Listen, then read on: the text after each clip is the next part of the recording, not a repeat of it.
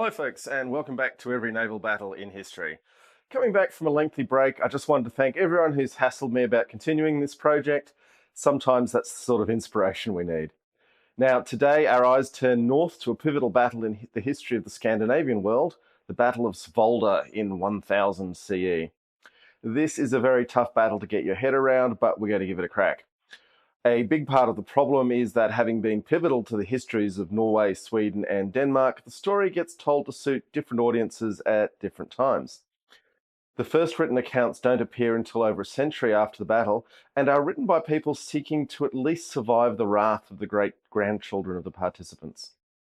The first problem with this battle is, where was it fought? Off the island of Svolder, they say. And where is that exactly? No one today knows. It makes sense to be fought in the strait between Sweden and Denmark, Öresund, and that fits the described events, so we're going to go with it despite there being a lack of any firm evidence. Next question, when was it fought?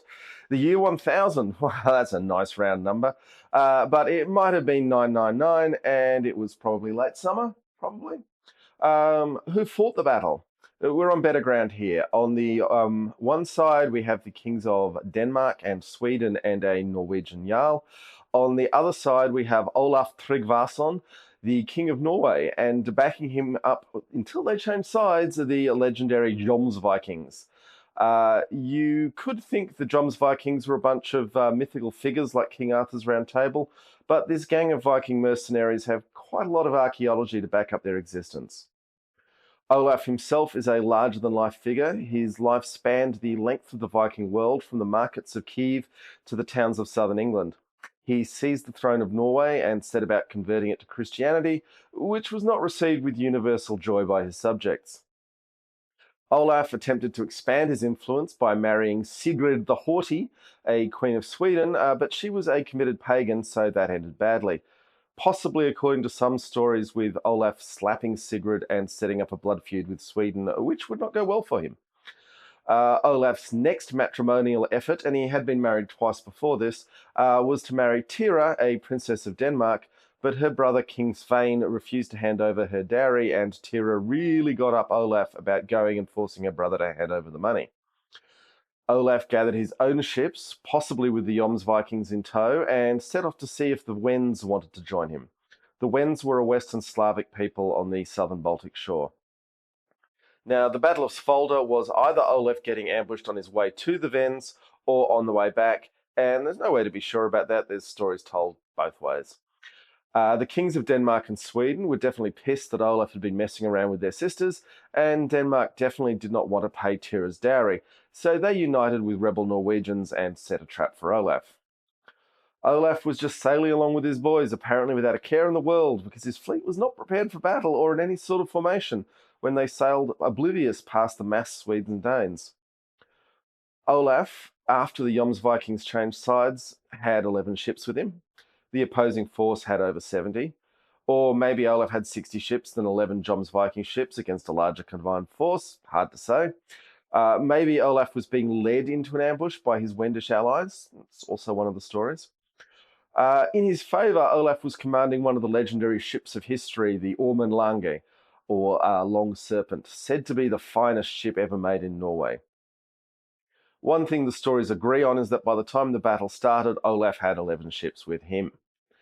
On the other side, the rebel Norwegian Jarl Erik had an iron-plated longship fitted with an iron ram, which definitely deserves the attention it received. So a huge fleet wanting Olaf's blood is watching as he sails past, and the Allied leadership is waiting to see Long Serpent so they can get at him. Eventually, they saw they had their man and began the attack. There's some thinking that if Olaf had turned and run, he'd have had a decent chance, but instead he offered character assessments of the Swedes and the Danes. Firstly, of the Danes, the forest goats will not overcome us, for the Danes have the courage of goats. We will not fear that force, because the Danes have never carried off the victory if they fought on ships. Then of the Swedes. The Swedes will have an easier and more pleasant time licking out their sacrificial bowls than boarding the Long Serpent in the face of our weapons and succeeding in clearing our ships. I expect that we will not need to fear the horse-eaters. And it's impressive, albeit unlikely, that anyone took down his words and survived the battle to relay them. To add to his arrogance, Olaf is supposed to have chained his ships together as the Swedes and Danes rushed towards him, making a floating fortress, but also losing the value of his ships as, well, ships. Massively outnumbered and having robbed himself of the possibility of manoeuvre, Olaf's ships were painfully and bloodily cleared through the course of the battle until just Long Serpent was holding out, its high sides allowing murderous archery against the attackers. Eventually, Olaf either threw himself in the water or disappeared in a flash of light, or more likely just died with a spear in his guts, but his body was never found. There are legends that he will return one day to rescue Norway, but it's been 1,000 years so far, and we're still waiting to see this. In the wake of the battle, Norway was divided and tolerance of pagan ways was returned.